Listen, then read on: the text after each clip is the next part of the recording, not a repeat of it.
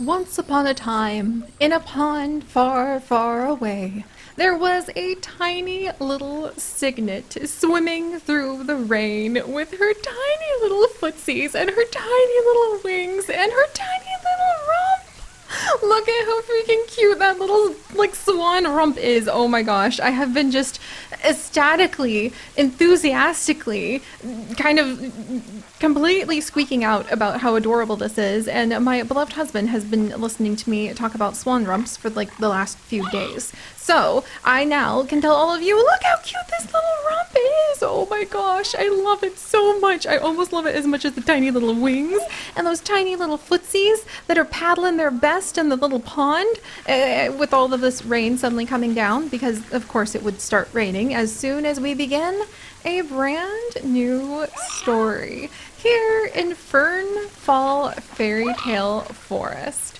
which is also our brand new, wonderful, fantastic, only half built, so don't judge me. Well, actually, it's not even half built. Basically, I got obsessed with swans and that was about it. But you know what? That's why you guys are here. How could it possibly be a story that all of you could feel you were really part of if you weren't part of it? So that's why we're totally beginning, now that the rough draft pieces are down and I have spent an unreasonable amount of time squeaking out about baby swans, aka signets. But yes, so welcome everyone to a brand new zoo! I am so excited! This is going to be one of our permanent brand new zoos. One of the zoos that is finally going to provide a home for some of the animals that all of you have been waiting for. By which I mean foxes and wolves. Look, I know you. I know you. There might be somebody else out there who also has been waiting for the beavers, also has been waiting for such delightfully adorable little creatures such as, oh my gosh, look at all of those signets, oh my goodness. Just how many, are you guys all related? How many signets can one swan have? Oh my gosh, oh no, it's just a parade of baby signets. That was one of the best things I have seen all week. Okay, on the one hand, I kind of want to go back to that moment. And also, on the other hand, we need to go ahead and introduce all of you to this beautiful new land where the itty-bitty baby signet Maru Mellow happens to have literally just grown up. Wow, that was amazing timing. Oh my gosh, that was literally fantastic. Feathertastic, maybe? Wow, thank you, Maru. But let's go ahead and we are going to move Maru out. For some reason, when the swans grow up in the little like foraging area, they just cannot figure out how to get out. Maybe it's because they're babies and they can't figure out what to do with their footsies.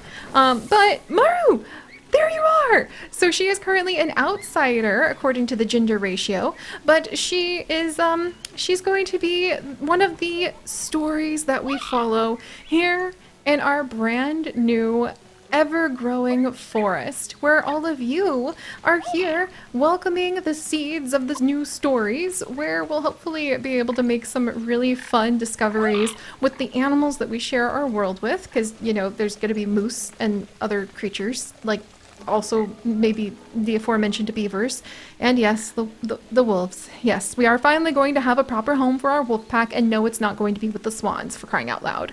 It's going to be like over there in the mountains, okay?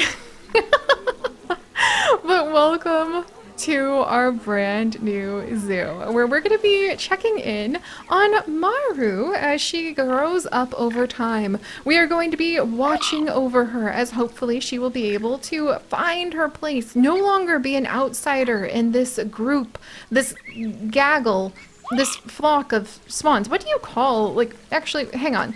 What is the collective noun for a group of swans? I kind of have to know this now because, let's just say we have a lot of them. A lot. And in fact, okay, it's a bevy of swans. Okay, bevy? Wow. I mean, I don't know. A raft of swans, a swarm of swans, like oh my gosh, there's the signets again. Oh my gosh, they're so cute. Look at all the babies. Oh my gosh, look at all the sickness coming around the corner. Okay, yeah, if you can't tell, we have a lot of swans, and the swans actually happen to be part of the magic that have made up the seeds to begin our brand new zoo, where I hope that all of you will be able to step with us into what will be a fairy tale, where not only will we learn more about the creatures that we share our world with, like these lovely mute swans, but where we will also hopefully be able to talk about some of our favorite stories, dream about our wishes, put wishing wells down. Also chickens. I will introduce you to the oh my gosh, that was too cute. Look at the waddling! And hopefully this will be one of the zoos where our dreams will be able to come true. So Maru, we'll check in on you in just a moment because the life and times of Maru is actually going to be one of the stories that I want us to be able to have, because I want to start putting little storybooks through our zoo and be able to keep track of one or two of the animals throughout their lifetime so that we can really remember as we look forward to being in this zoo for hopefully forever to come, what stories we have already shared together. Because I think that would be really fun. Wouldn't that be a great way to like put a little memento of our adventures, like being able to remember, oh yeah, remember when Maru was a little signet and then she grew up and then she found her mate and so on and so forth. But we'll have to check in on her in just a second. I'll be back, Maru. I'll be back. And now, I would like to introduce all of you to the seeds of this new zoo. I may or may not have gotten completely distracted by the adorable little baby swan butts and decided to take out some of the beginning rough drafts that you have set through with me time and time enough, establishing brand new zoos to go ahead and delight us. And basically I sat here playing with baby swans and putting things down to have ideas to share with you guys until all of a sudden we had almost $10 million. Yeah, and 800,000 conservation credits. Yeah. I might have some explaining to do. But yes, so let me introduce you to our new zoo and the new story with this amazing fairy tale entrance that I am ecstatically in love with. I still cannot believe that this was on the Steam gallery. I will try to remember the workshop. Let's see. Aha! Yes, behold the beautiful Once Upon a Time castle created by Cavalier Lady. So you can find it if you look on the workshop with Once Upon a Time in your search, and I adore it. I actually went ahead and it made it so it's a zoo entrance and expanded the bridge. People like to float through it. We'll address that in the future. But right now, today is a day of celebration and a lot of rough drafts as we discover this new land together. The future land of foxes, the future land of a whole bunch of adorable moose, maybe. I think moose can be adorable. Also terrifying. They kind of remind me of like being near bison. Well, no, bison don't even scare me as much, though they probably should. Anyway, that aside, welcome to our fairy tale. I am so excited to finally get started. I have indeed, like I said, been putting down some rough drafts just to get some ideas because I wanted to be able to start the story with all of you and to be able to see as what starts off as mishmash patches of grass turns into memories and turns into creations and beautiful things that we can really ooh and ah over. And that's going to start with figuring out where we're going with everything. One of the main animals we're going to be adding in are basically any of the temperate forest animals, but also many of the Eurasian animals from the brand new Eurasian animal pack that has gifted me my baby swan butts. Behold. Yeah. Can you guys tell how I've just been, like, sitting here with my swans for so long that I ended up building them? I made this elaborate little pond for them to live in. I didn't build this, but I sure have heckin' learned how to stitch together a whole bunch of the really cool builds you can find on the workshop. I will endeavor to try to share as many of the creators, or at least the way you can find the amazing builds on the workshop with you as possible. But let's just say that maybe my blueprints have maybe they've gotten a little bit they're starting to look like my Sims gallery. That's all I can say. But yes, so this is going to be quite fun. We're going to have, hopefully, lots and lots of room to grow, expanding off into the distance with all sorts of places for wolves to roam, foxes to frolic, pronghorn to prance, river otters to river, and crocs to dial. Which, you know, hopefully not all in the same location, obviously. And like I said, I also just have this dream of making it a place where, over time, we can have little nooks and crannies where we could put down a wishing well, or we could put down a field of dandelions, which, if you're not from North America, or if you just don't know about this practice, growing up, we were given full-grown puffy dandelions, and you'd pluck them off the lawn, and then you would blow on them as hard as you could to make all of the dandelion puffs fly away. And then your wish would come true if you could manage that. And I want to have little places like that scattered through this little fantasy forest where we'll hopefully be thinking about stories, and where I'm hoping that that way I'd be able to go ahead and like have some of your guys' stories and have some of your wishes. I want to find your wishes, and I want to put them next to our wishing wells. That's one of the beautiful things I wish to do with this zoo. Huh, maybe I should start. Where's a well? Okay, I'm gonna have to, like, wait, do I have a well? I thought I had a well. We'll work on that in just a second. But let me introduce you all to the rough draft, as the ink is still being splattered upon the page. It's occurring to me that perhaps abstract art and more of sort of like a Pollock approach to things is how I do my work, but that's okay. You know what? We throw things at the wall, and whatever sticks is adorable and fun. So mostly it's going to be plants. But here we are. So we do indeed have a couple of very important places that I need to show all of you. And the first, of course, being this lovely pond swan that will be one of the more permanent additions, because I worked so heckin' hard on it, to show off our beautiful swans. And yes, it is surrounded by trees. It is surrounded by mushrooms. It is surrounded by plants, and I don't know why I have a pangolin sign over there. That's not going to do any good, because I promise you there's not a pangolin. There is no pangolin in here. But this is actually Marsh's marsh, named after one of the amazing patrons who make our adventures possible and have kept my head above water the last couple months when it's been very difficult. So thank you very much, Marsh. Maru, Mellow, who we are also following in swan form. Oh, look at all that food! Did that land anywhere, or did it just like hit my raft of signets? Oh geez, well they're running like, oh my gosh, it did!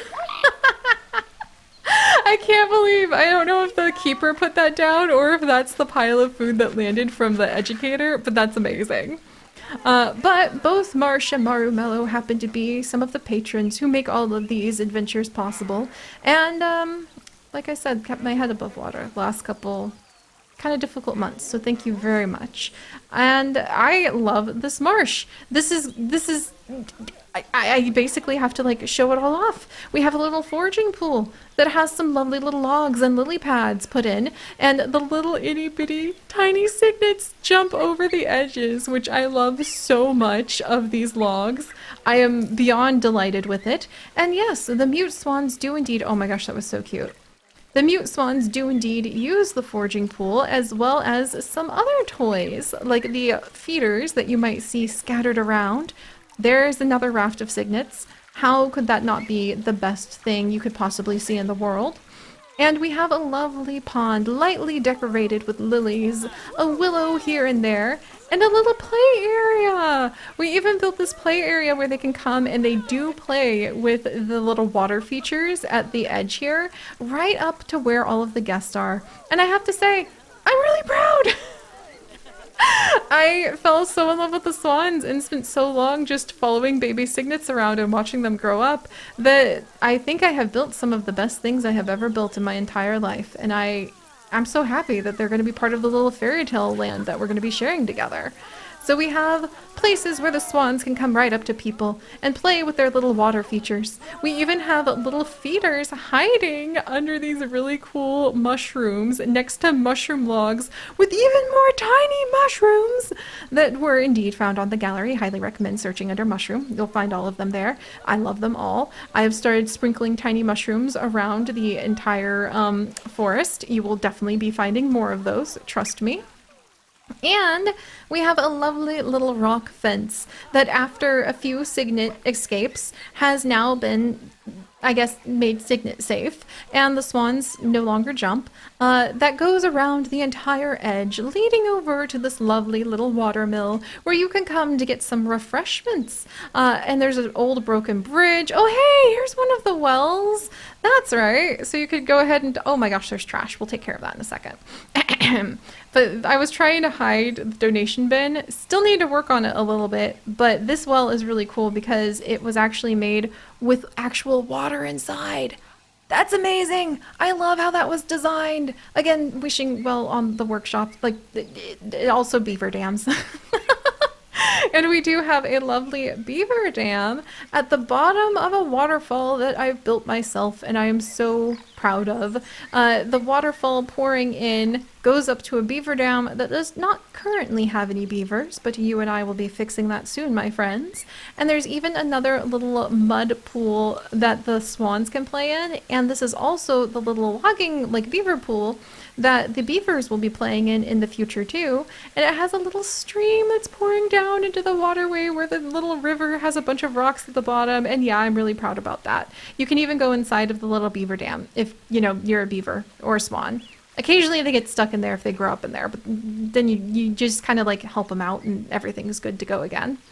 But I love this. I'm really proud of the entire thing, especially because it leads up to a cliffside where there is a dense marsh that is full of all sorts of interesting mushroom creations and giving you a hint at what you can find when we start the Mushroom Madness March. Marsh even, which is going to be growing and having, you know, a lot of fungi as we expand into what will hopefully be a mossy swamp forest for our employees and lots of little shops and patches of adorable mushrooms where hopefully people will be able to go ahead and find snacks. They'll be able to find, you know, some relief. And they'll be able to go ahead and enjoy discovering what the swampland will one day have for them. Which I'm hoping will include, you know, like raccoons, maybe the river otter, some of the other creatures, as well as amazing, beautiful, fun walkways that we are going to put in that will have little information panels scattered about, teaching not only them, but also us about how amazing mushrooms are, how fantastic the different swamp animals and the different plants happen to be. By the way, did you know that Chips and I happen to live in the state in the United States that the actual Venus flytrap is native from? You know, the Venus flytrap that like everybody has all over the place? Yeah, it's native to the Dismal Swamp area of North Carolina, and that is actually like in the same state as us. And that's literally where the Venus flytrap is from. Nowhere else in the world, which I find to be absolutely fascinating.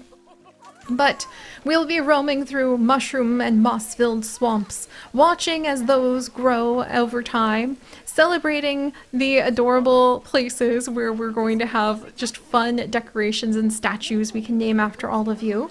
And we're going to be having, hopefully, moving through this big old marsh.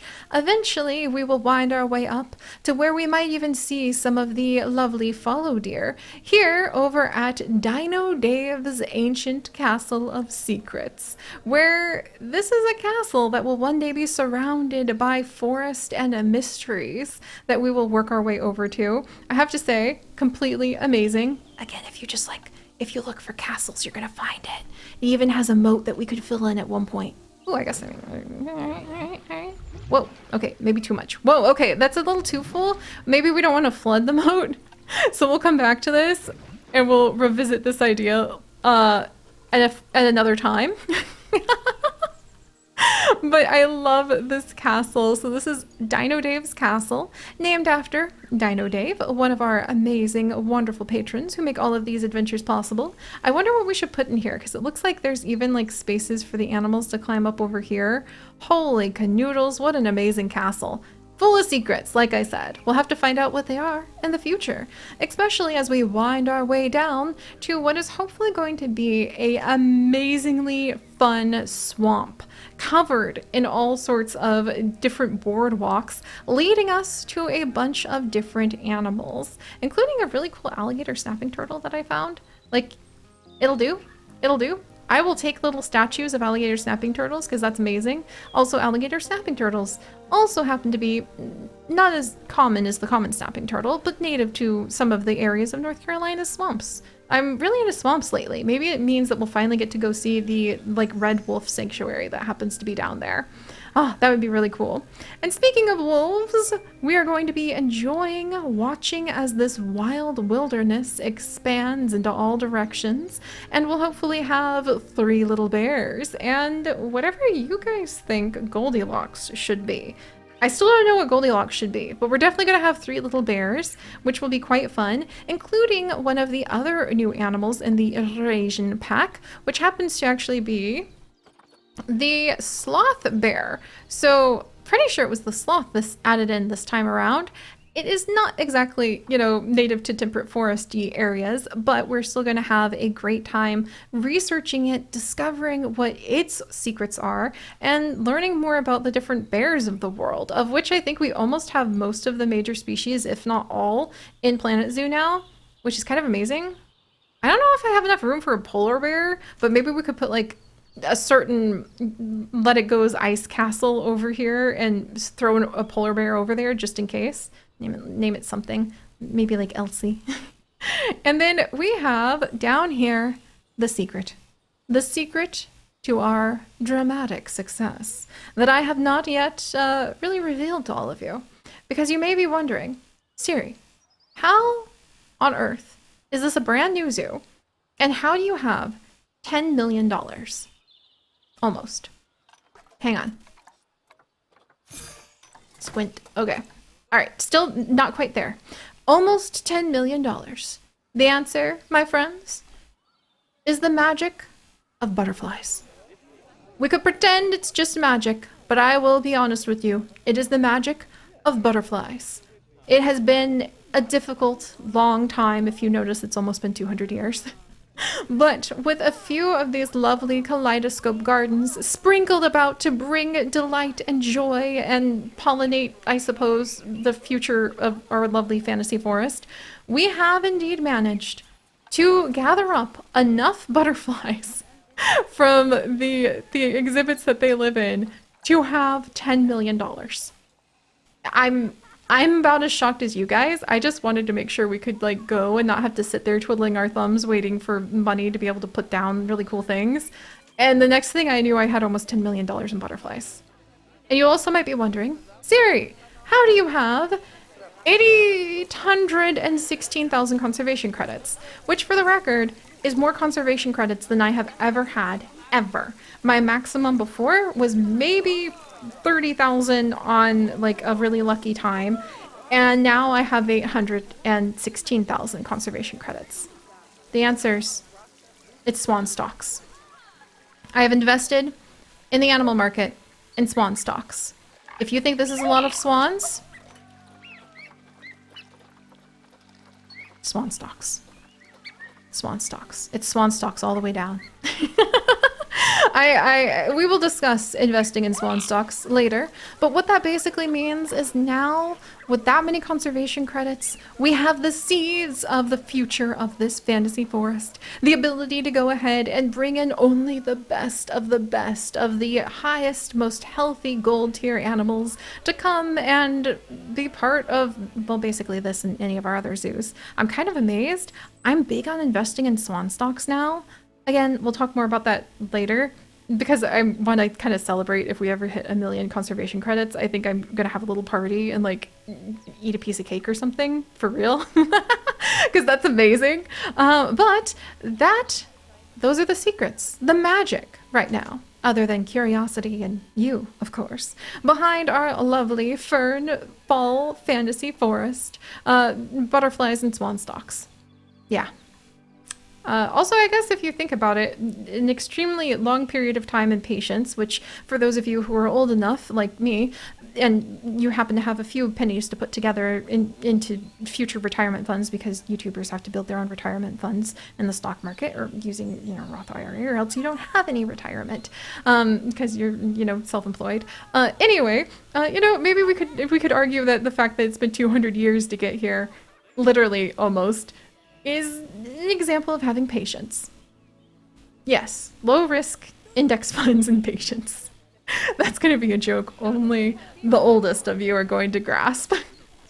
But that being said, we are going to celebrate the butterflies by building a bountiful, beautiful field all around our different butterfly habitats, like Ginger Fury's Kaleidoscope, Lord of Thunder's Kaleidoscope Garden. We have over here Kit Kat Nat's Kaleidoscope Garden. And we even have your local gamer's kaleidoscope, which no longer has any butterflies in it. I don't know what happened. I'm so sorry, you're a local gamer.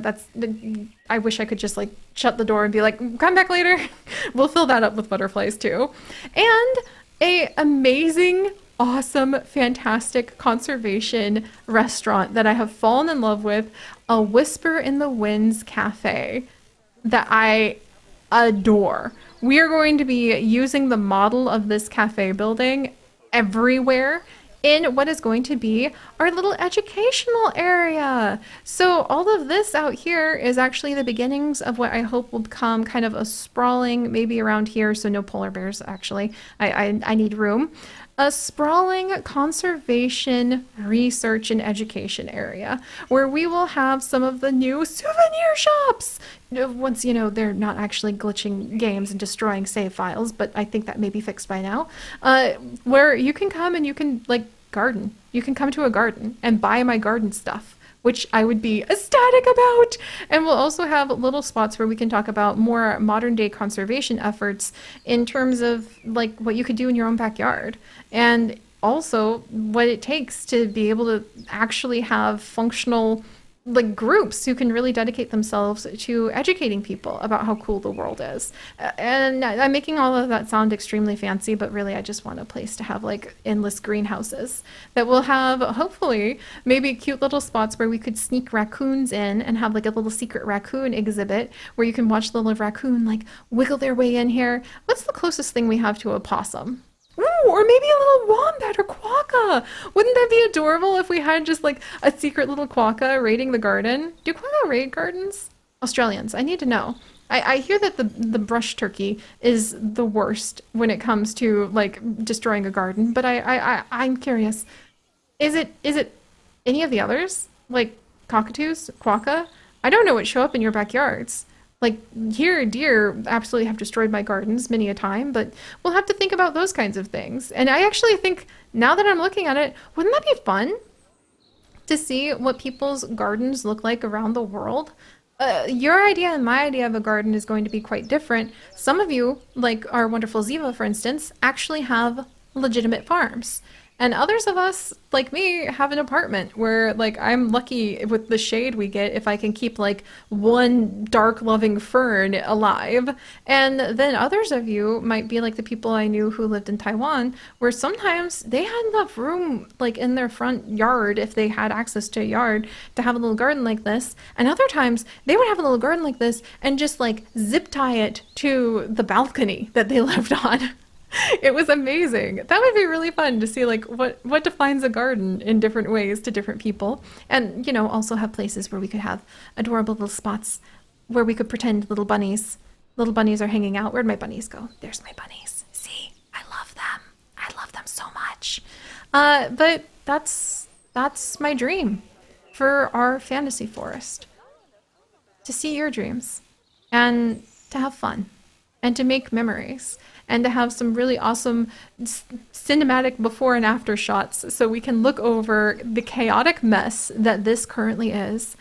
And then one day, we'll be able to slowly pan over it and see what we have created together. I love that. And I'm really excited about that.